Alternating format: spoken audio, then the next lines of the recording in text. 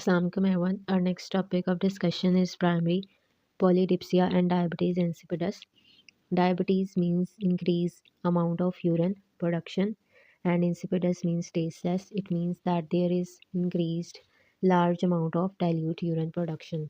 इसमें अब यूरिन की स्पेसिफिक ग्रेविटी भी कम हो जाती है और यूरिन की ऑस्मोलैलिटी भी कम हो जाती है लेस देन 300। अब इसमें 3 कंडीशंस हैं, primary polydipsia, central diabetes insipidus और नेफ्रोजेनिक डायबिटीज़ इंसिपिडस। इन तीनों में अब हमने डिफरेंशिएशन करनी होती है। प्राइमरी पॉलीडिप्सिया में क्या होता है कि एक्सेसिव वाटर इनटेक होता है। सेंट्रल में एंटी डायूरेटिक हार्मोन की रिलीज़ कम होती है, जबकि नेफ्रोजेनिक में इसकी रेजिस्टेंस होती है। अब एंटी डायूरेटिक हार्मोन क्या करता है, हाइपोथैलेमस से रिलीज़ होता है एंटी डायूरेटिक हार्मोन, और इसने क्या करना होता है कि डायूरेसिस नहीं होने देनी होती।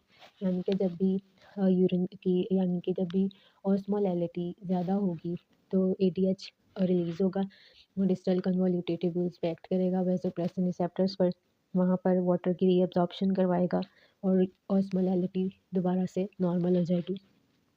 तो अब इसमें क्या है कि अब एडीएच रिलीज़ ही नहीं हो रहा, ठीक है। एडीएच रिलीज़ ही नहीं होगा तो वाटर की रीअब्जॉर्प्शन नहीं होगी, वाटर रीअब्जॉर्प्शन नहीं होगा तो large amount of dilute urine produce होगी, जबकि नेफ्रोजेनिक में वो प्रोड्यूस तो हो रहा है लेकिन उसकी रेजिस्टेंस है ड्यू टू एनी कॉज।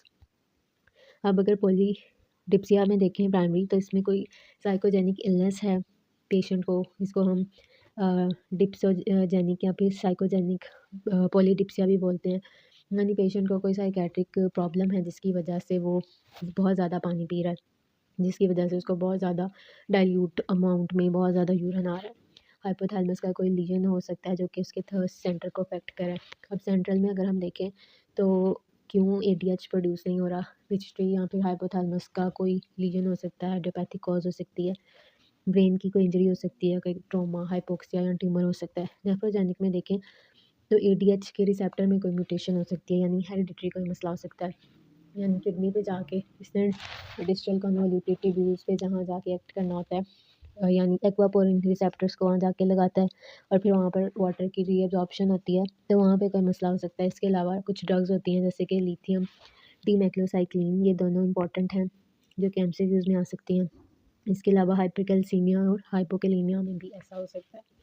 उसके बाद अगर हम सीरम ऑस्मोलैलिटी की बात करें, ऑस्मोलैलिटी मतलब कि जो कंसंट्रेशन है सोल्यूट्स की ब्लड में, वो अगर हम देखें तो इसमें अगर कोई पर्सन बहुत ज़्यादा पानी पी रहा है तो ऑब्वियसली इसमें सोल्यूट्स की कंसंट्रेशन जो है वो कम हो जाएगी। उसके बाद अगर हम सेंट्रल और नेफ्रोजेनिक देखें तो एडीएच अब वाटर की रीअब्जॉर्प्शन नहीं करा, जिसकी वजह से यूरिन प्रोडक्शन ज़्यादा हो रही है, वाटर की रीअब्जॉर्प्शन नहीं हो रही तो उसकी वजह से सोल्यूट्स की कंसंट्रेशन ब्लड में ज़्यादा हो जाएगी। तो इन दोनों में अब सोल्यूट्स की कंसंट्रेशन ज़्यादा हो गई है। Next is ADH level. ADH level सबसे पहले हम सेंट्रल में देखते हैं, क्योंकि इसमें एडीएच प्रोड्यूस ही नहीं हो रहा तो ओबियसली इसमें कम होगा। अगर हम नेफ्रोजेनिक में देखें तो इसमें एडीएच प्रोड्यूस तो हो रहा है लेकिन वो एक्ट नहीं कर पा रहा, ठीक है। तो इसमें एडीएच नॉर्मल भी हो सकता है या वो ज़्यादा भी हो सकता है, क्योंकि उसको ऐसा लग रहा है कि शायद वो ज़्यादा प्रोड्यूस ही नहीं हो रहा, क्योंकि उसको ऐसा बॉडी को फील हो रहा है कि शायद वो प्रोड्यूस नहीं हो रहा, इसलिए वो और ज़्यादा बनाई जा रहा है।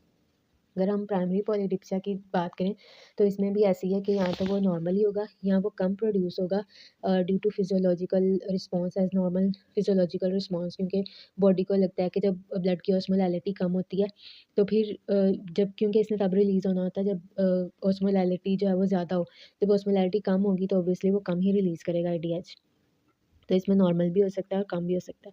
अब इसमें हमने इनको डिफरेंशिएट करने के लिए 2 टेस्ट करने होते हैं, एक वाटर रिस्ट्रिक्शन टेस्ट होता है और एक होता है डेस्मोप्रेसिन एडमिनिस्ट्रेशन। वाटर रिस्ट्रिक्शन में क्या करना होता है, हमने कोई वाटर इनटेक नहीं करना होता फॉर 2 to 3 आवर्स, पेशेंट को कोई वाटर इनटेक नहीं देना। तो ऑब्वियसली जब आप पेशेंट को पानी नहीं देंगे 2 से 3 घंटे के लिए, तो जो प्राइमरी पॉलीडिप्सिया वाला पर्सन होगा उसमें सिग्निफिकेंटली इंक्रीज़ होगी इन यूरिन ऑस्मोलैलिटी, क्योंकि अब उसने पानी नहीं पिया, ठीक है।